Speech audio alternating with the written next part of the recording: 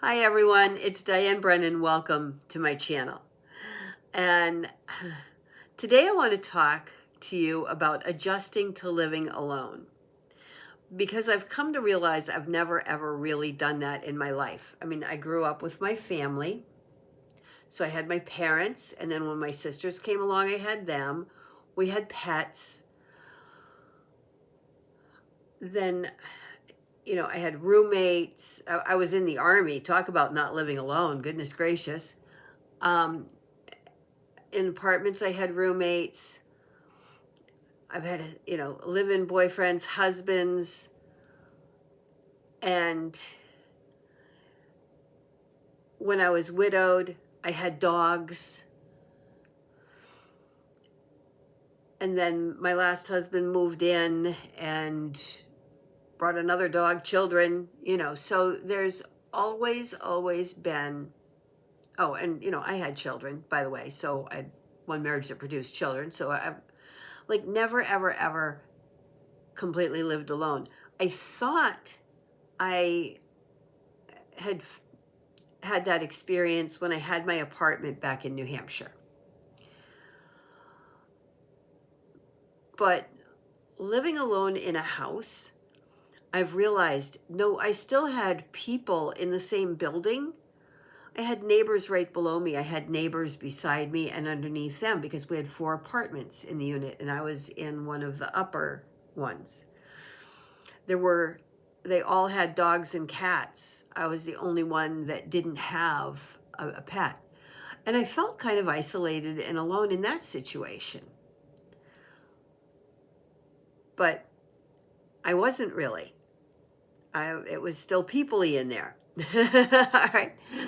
And then I moved in with Mom and we moved here. And now that she's gone, I mean, we're coming up, it's almost a month. I realized now I'm really living alone and I don't watch TV, so I got rid of that like right after she left. I had actually turned off called and canceled the TV service 2 days before she passed because once she went into bed and was staying there, I didn't need the TV anymore. And I was afraid actually to even turn it on while she was still alive. I was afraid it was going to make her really want to come try to because she was restless and stuff. And I was afraid she was going to try to come out on her own to the living room. I didn't want her getting injured trying to do that because that had been her whole life was watching TV when she wasn't sewing and quilting. When she was home, she watched TV the whole time except when she was napping or sleeping for the night. And I am not a TV watcher. So I got rid of the TV, so it gets really quiet in here. Now I've learned, I have a laptop for a reason, right? I can take my laptop out in the living room and I can put on some music on YouTube or I can watch YouTube videos. So I'm doing a little bit more of that. I'm getting back into YouTube a bit more than I have for a while. And, that helps. But it's really, really weird living completely and totally alone. But I'm starting to really enjoy it because I'm enjoying the fact that I'm the only one in control of the temperature of this house. I've been selling off fabric because my mother was a quilter, and I've had some of the quilters come in and let me know that my house is hot because they're used to being in about 10 degrees cooler. I would freeze. Yeah. I mean, it's really, really, really hot. It's summertime here, and it's like in the high 90s outside right now, which I think is the 40s Celsius. Okay, we've got the heat wave that was just over in Europe. It's here now. And really humid. Like, you immediately start feeling wet walking out and it's not even raining. And I don't like too big of a temperature difference. First off, your electric bill goes ridiculous because your air conditioning is running all the time. But secondly, I get cold. So I've got my house at 77 degrees Fahrenheit.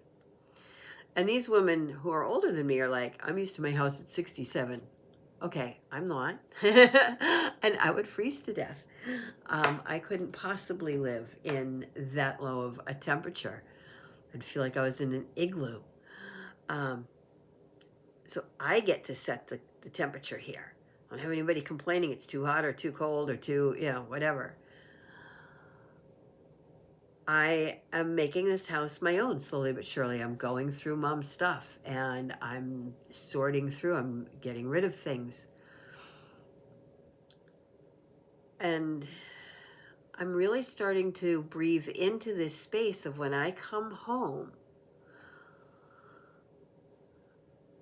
I am alone and I can breathe and I can do whatever I want. I can dress however I want. I don't have to be dressed. It's my house. As long as the lights aren't on and people can't see me naked in the windows. I don't run around naked. I'm just saying I could. It's during the daytime when nobody can see through your windows. But I don't. But it's my house. It doesn't matter. There's nobody else to see me. There's nobody else to complain to me. And I have peace here and relaxation. I can eat when I want, what I want,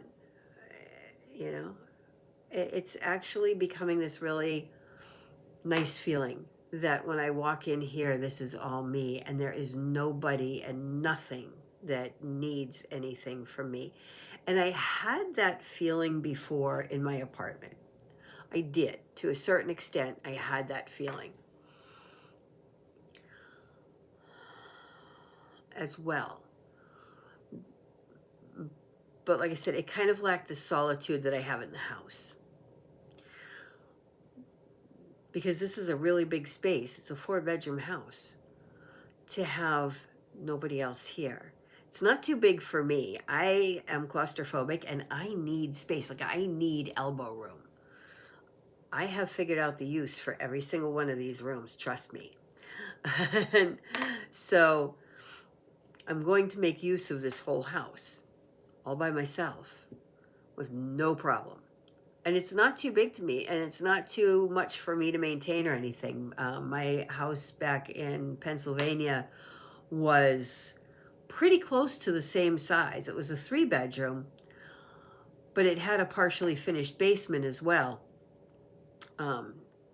It was what we call a raised ranch or split entry, where you come in the door and you choose which direction, whether you're going upstairs or downstairs. This is not.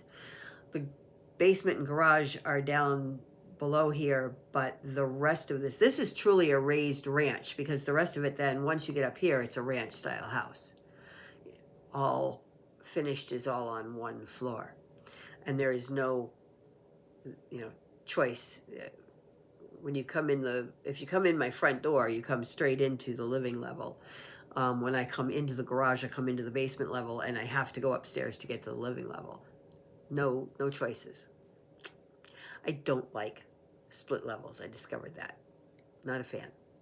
Anyway, so whether you are adjusting to living alone, whether you're widowed, divorced, you were already widowed or divorced and now children have moved out, you've empty nested,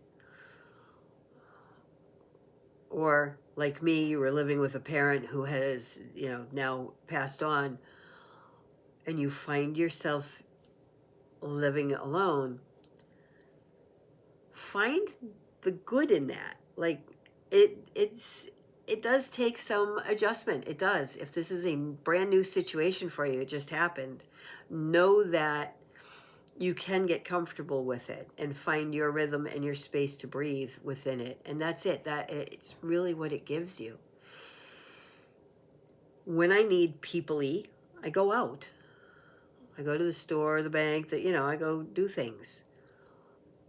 And then I come home and I relax, because I'm not an introvert and I'm not an extrovert. I am what is called an ambivert, which means I'm halfway in the middle. I'm both. And it's interesting. I learned that word because I always used to say I was either an extroverted introvert or an introverted extrovert, one or the other. And then I found out there was this word ambivert. And I was like, oh, that's it. Because I'm also ambidextrous. Um, so I have a lot of ambies. I'm pretty sure my brain is probably very equally wired. The only thing that's really restricted to left hand with me is writing. And that happened in about second grade. Prior to that, I was totally 100% ambidextrous. So I said, pretty sure there's an equal wiring in there. Anyway, it's a short video. I just wanted to share that I am adjusting to this being alone, and I'm starting to really, really enjoy it. I was lonely and bored for a while. I really was. Was kind of at a loss, like, what do I do? I have a lot to do, believe me, and it's kind of overwhelming sometimes. So I just take it small chunks at a time when I'm in the mood to do a certain task. And so slowly but surely, stuff's getting done. I have tons of time to do it in. And I'm just enjoying my life here alone now. Eventually I want to get a dog, but I have to get stabilized first, and I'm not there. The house has to be less chaotic, you know, because I'm going to rescue when I get a dog. And you can't bring a rescue into a situation where you have people traipsing in constantly looking at things, furniture and things are disappearing, stuff's rearranging and moving around. That's a very chaotic environment, and they cannot adjust well in that environment. Makes it a lot harder, shall we say, for the process. So I'm being responsible, and until I know that I can absolutely afford it and that the house has calmed down and I'm providing a better, more stable and calmer environment in every way, I wanted to run right out and get one. And instead, I'm doing this adjustment to being alone and enjoying this process and this space in my life. So, I wish you much love, much light, many, many blessings. Peace out. Catch you in the next one.